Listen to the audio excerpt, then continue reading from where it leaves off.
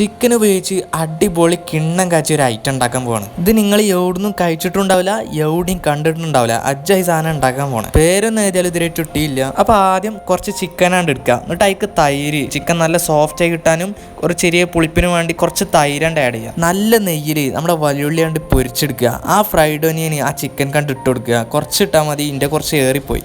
പിന്നെ നമ്മളെ ചെറുതാക്കി കട്ട് ചെയ്ത് വെച്ചിട്ടുള്ള വെളുത്തുള്ളിയും ചെറുതാക്കി കട്ട് ചെയ്ത് വെച്ചിട്ടുള്ള ഇഞ്ചിയും അതിൽ ഇട്ട് കൊടുക്കുക. പിന്നെ ഒരു വലുപ്പത്തിൽ അരിഞ്ഞ പച്ചമുളകും അതിൽ ആഡ് ചെയ്ത് കൊടുക്കുക. പിന്നെ അങ്ങോട്ട് മജ മിക്സ് ആണ്ട് ചെയ്യുക. ഒന്നും നോക്കണ്ട, നല്ല മിക്സ് ആണ്ട് ചെയ്ത് വെക്കുക. അതിങ്ങനെ മിക്സ് ചെയ്യുമ്പോൾ ആ ഉള്ളിയൊക്കെ പൊട്ടുന്ന ശബ്ദങ്ങളാണ് കേൾക്കും. അതിങ്ങനെ നന്നായിട്ടാണ് മിക്സ് ചെയ്ത് അവിടെ ഇങ്ങനെ വെക്കുക. നിങ്ങൾക്ക് ഇതിലോട്ട് തൈര് കിട്ടണമെന്നില്ല, ചെറുനാരങ്ങ പകരം യൂസ് ചെയ്താൽ മതി. ശേഷം ഗ്യാസ് മേൽ നല്ലൊരു ചട്ടി വെച്ചിട്ട് നേരത്തെ നമ്മൾ ഉള്ളി പൊരിച്ചെടുത്തിട്ടുള്ള നെയ്യ് അത് അയക്കാണ്ട് ഒഴിച്ചെടുക്കുക. പിന്നെ നമ്മൾ നേരത്തെ മിക്സ് ചെയ്ത് വെച്ചിട്ടുള്ള ചിക്കൻ്റെ പരിപാടി അത് അയക്കാണ്ട് ഇട്ട് ഒന്നാണ്ട് ഇങ്ങനെ ഇളക്കാണ്ട് എടുക്കുക. അതിങ്ങനെ അതിലിട്ട് ഇങ്ങനെ ഇളക്കിക്കൊണ്ടിരിക്കുക. ചിക്കൻ്റെ പുറത്ത് ഒരു ചെറുതായിട്ട് ഫ്രൈഡ് കോട്ടിങ് വരുന്നതുവരെ ഒന്ന് ഇളക്കുക. ശേഷം അതിലേക്ക് ആവശ്യത്തിന് ഉപ്പ് ഇടുക. ഉപ്പ് ആവശ്യത്തിന് ഇട്ടെടുത്തതിന് ശേഷം ഒന്നും കൂടി നന്നായിട്ട് ഇങ്ങനെ ഒന്ന് ഇളക്കി കൊടുക്കുക. ഉപ്പൊക്കെ അതിലൊന്നായിട്ട് പിടിക്കാണ്ട് നമ്മൾ നേരത്തെ അത് മിക്സ് ചെയ്യുമ്പോൾ നമ്മൾ അതിലോട്ട് ഉപ്പ് ആഡ് ചെയ്തിട്ടില്ലായിരുന്നു.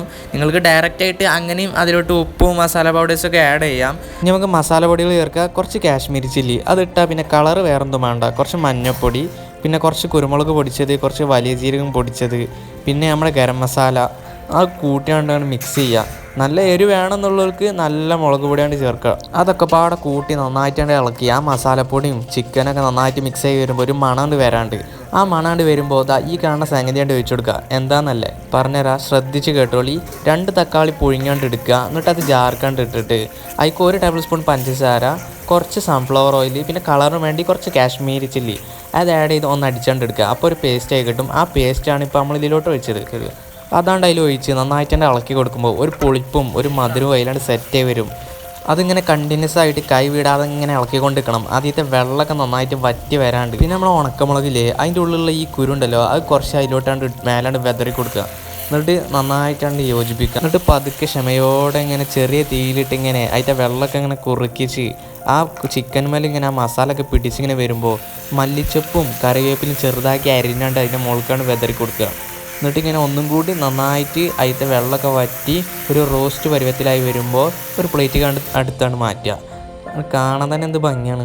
നല്ല നെയ്ച്ചോറും ബിരിയാണിയും പൊറാട്ടയും കൂടെ കഴിക്കാൻ പൊള്ളി നെയ്ക്കാറ് കേട്ടോ.